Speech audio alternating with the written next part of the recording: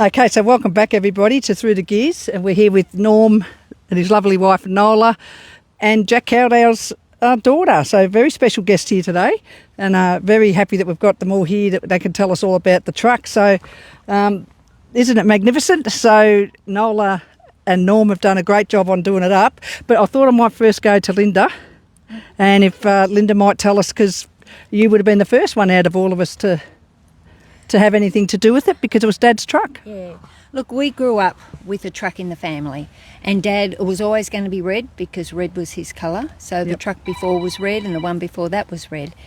And I can remember lying in bed this morning and Dad got on the phone. It used to be in the passage. And he said, I want to order a truck. And he just ordered it over the phone. But of course, he'd already done his homework. We had umpteen quotes that used to get typed up on an old typewriter and posted out to Dad from a company in Melbourne called DRW. And so he'd been wanting a new truck for many years, and finally he got his Diamond Reo. And what did Mum think about that? Well, she had to be behind him, or she would have said no. Because the other truck was old, and it just meant he could do different work and do it easier. And it wasn't breaking down, hopefully wasn't breaking down all the time, like his dad was always working on the other truck. Can you remember what truck he had before this? Yeah, it was it was a Diamond T. Diamond T, yep. Yeah, and it's an old style with a big silver bars across the grille. And I had a ride in the old truck, went up to Bem River and back in that. But you know, I never had a drive in this truck until Norm had it. Oh. None of us, the truck wasn't a big deal to us when we were kids. It was just Dad's It's sacrilege, Norm, isn't it? I know, I can't believe. They weren't paying attention. No, my The goodness. stories from you kids that were so passionate about it and would sneak around to look at it. It was just Dad's truck. You know, we used to have blokes come and knock on the door that we didn't know, and they would just come to see the truck. We didn't realise what a big deal it was at the time. I learnt that later.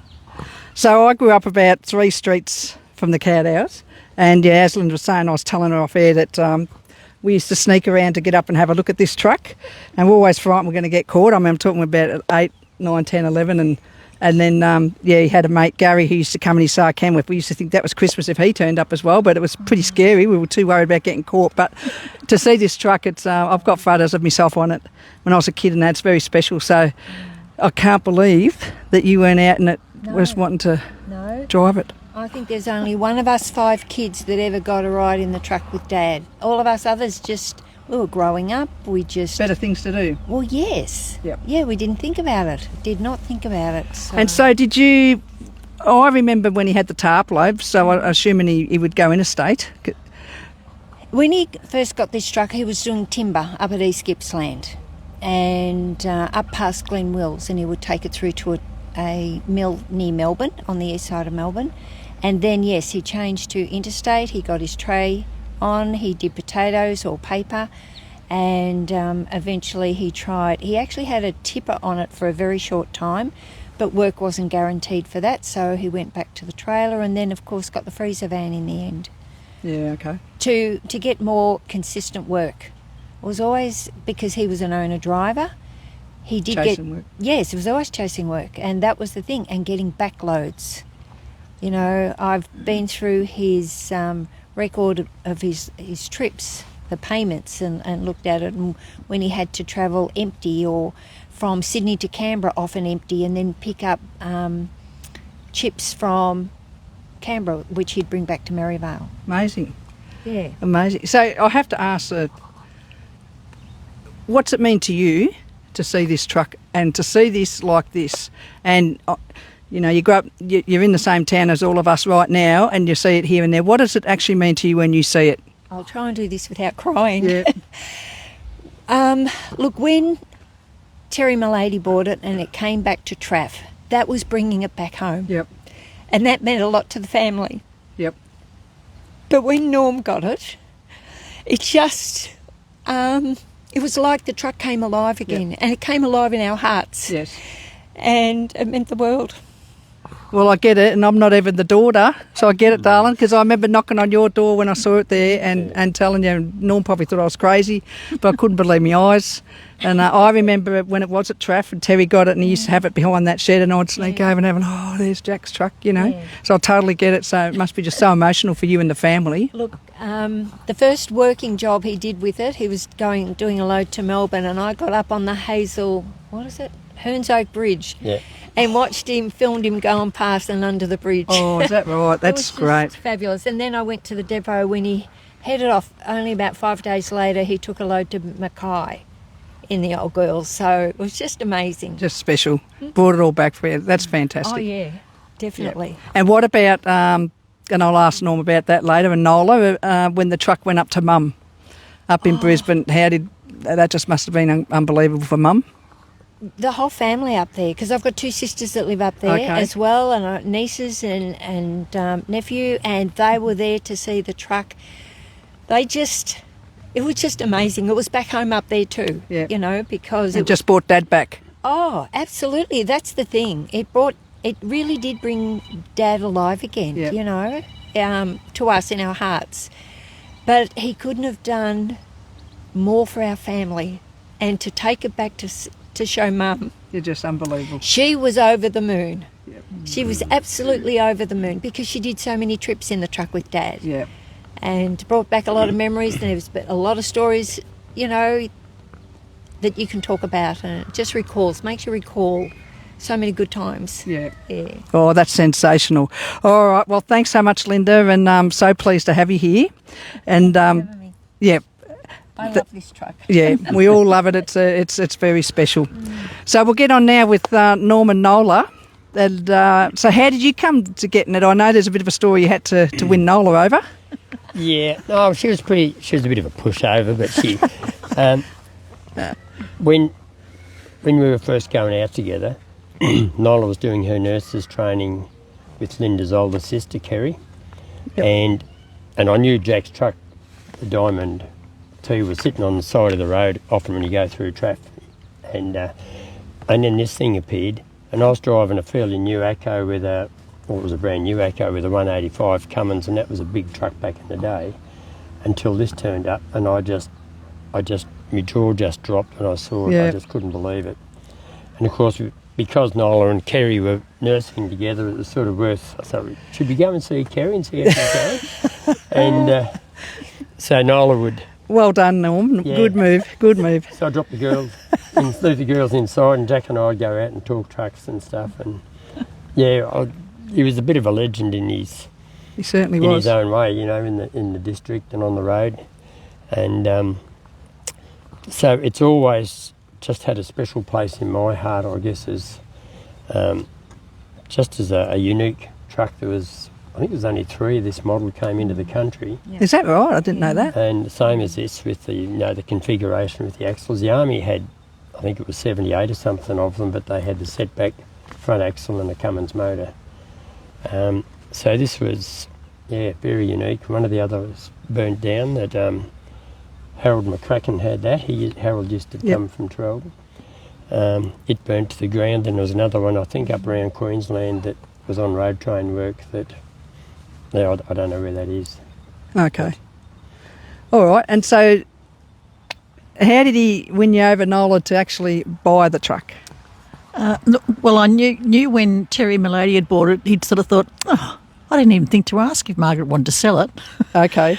And then he ended up selling it to a young guy in Melbourne, and Norm was quite distressed about that because he thought it could get butchered up and chopped up and end up as God knows what. Yeah, scrap metal. Yeah. And just something a bit strange, you know. Yeah. Wasn't. So about 18 months after that, probably, was it? Michael, our son, sent him this ad from Facebook and said, look what I found. Because the young guy who'd bought it had got a girlfriend and wanted a house deposit. So, okay, so the truck had to go. So Norm said, what do you think? And I said, well, you need to get in now or you'll miss out. This is the only chance. So, and we went down, I think on the Saturday, and we went down. Michael came with us to have a look at it.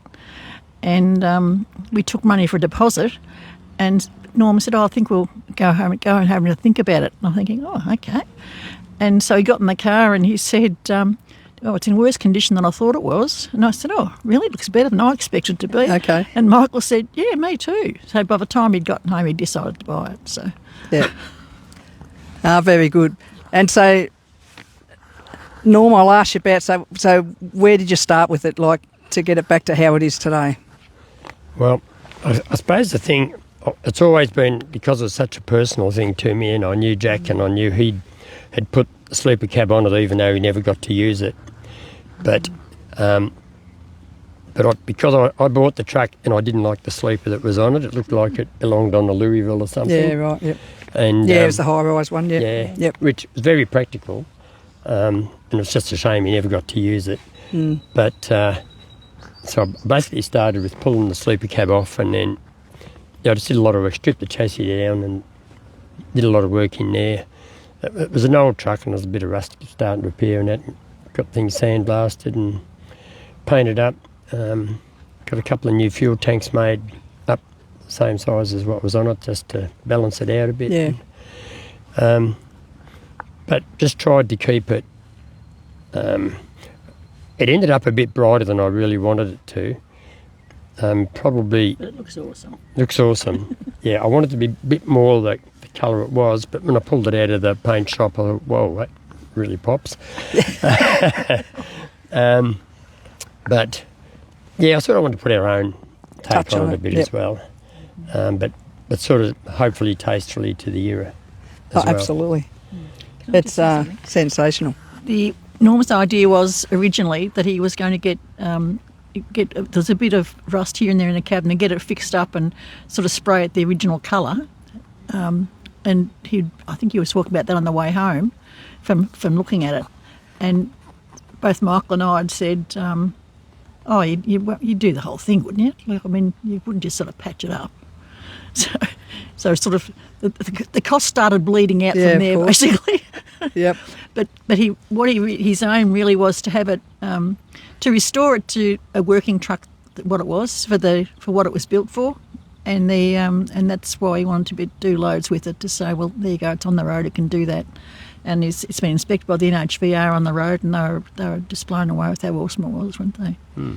And Norm, you have been doing loads and that in it, but we've just discussed it. It'll be going on to club plates, but yeah, you did an actual fair bit of work in it.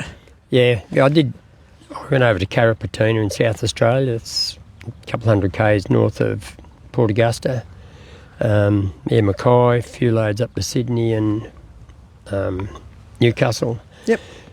But it just got to be hard work. I got an artificial ankle, and on the accelerator all the time, it just got a bit hard. Makes it a bit tough, yep. And it's rough and hot and noisy. It's a nice noise, but I decided that I'd make things a bit easier on both of us. I put it on club plates, which I found really difficult. Yeah. Because it was sort of like putting it out to pasture, if you like. Like an old horse retiring. Yeah. And so I found that hard. But the biggest bonus of doing it all up, without a doubt for me, I just thought, well, I'll do it up because it's a nice truck and I've always loved it, and was the reaction that the families had. I never realised any idea that it would mean so much to them. Yep. Well, that's worth every bit of it. Like, and I can see, you're getting emotional again, but it is because it brings back their memories of their childhood and their dad and what he represented. But it's not just me and, us 5 kids and Mum. It's all the cousins. Yep. You've no idea because, Mum was 1 of 9 and we've got cousins everywhere. Yeah. And they're all thrilled to bits as well. Yeah. They all love the truck. They've got their stories about the truck. So it's amazing. Yeah. Well, it's a credit to you, Norm and Nola. But and Nola, you just wanted to add?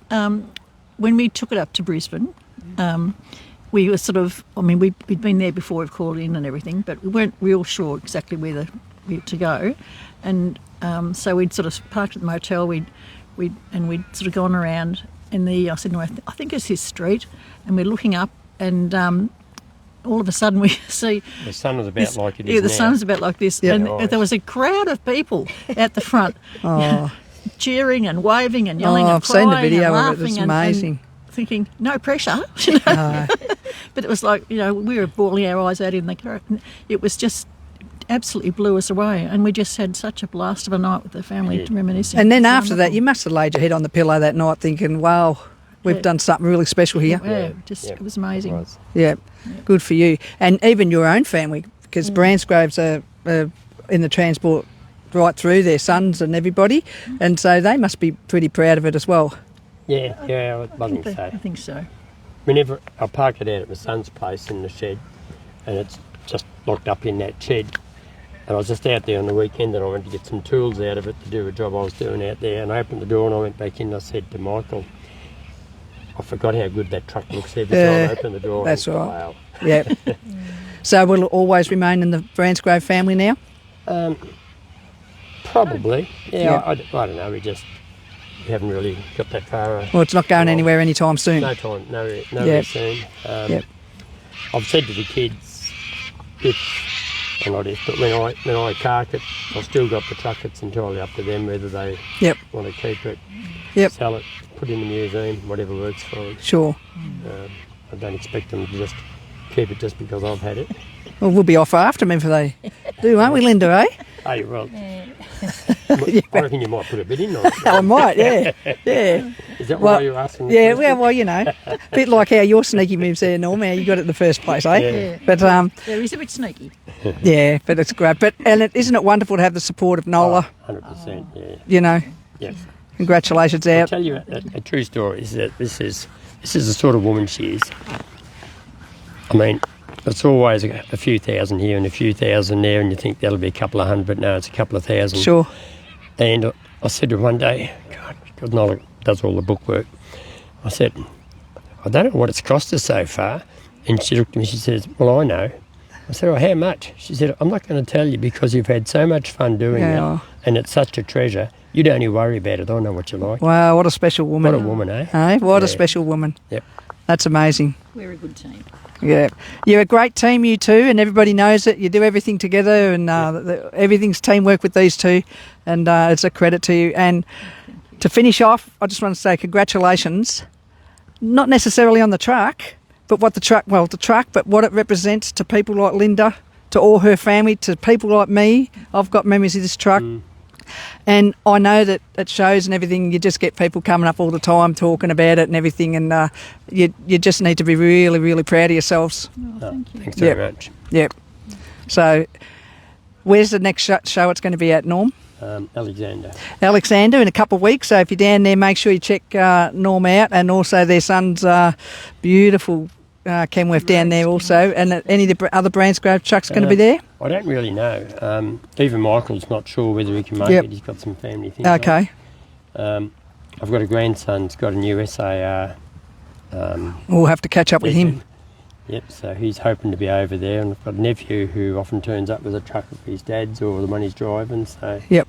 there'll be a few of us there, I reckon. Excellent, It's a excellent. bit of a malignant disease, really. Yeah, yeah. Well, if you see this truck, guys, go up and say good day to Norm, and yeah, I really appreciate your time today. It's been very, very special for me, and for you, Linda. Lovely to meet you again after all the years. Old Traff girls, aren't we? Yep, Eh? absolutely. Yeah. So, thanks again, guys. It's been an absolute pleasure. Thanks a lot, Trey. Thank you. Thank you, Jane.